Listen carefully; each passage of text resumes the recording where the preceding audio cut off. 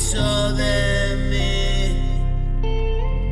Nunca más volví a reír,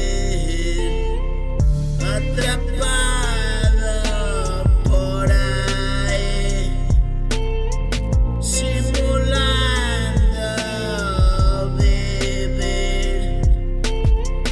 No hay consuelo allí, sintiendo miedo de mí. No lo vuelvo a repetir,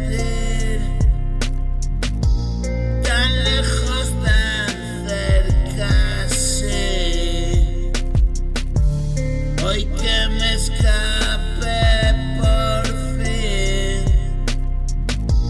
del terrible sin vivir, la experiencia de un vivir es mi oro y compartir la riqueza de saber qué significó ayer.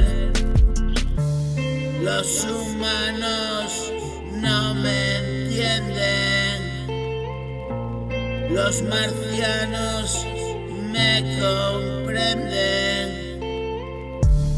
mis amigos del espacio. Caminamos muy despacio, lentamente hacia la luz. Conozco mi oscuro y tú, que padeces como yo.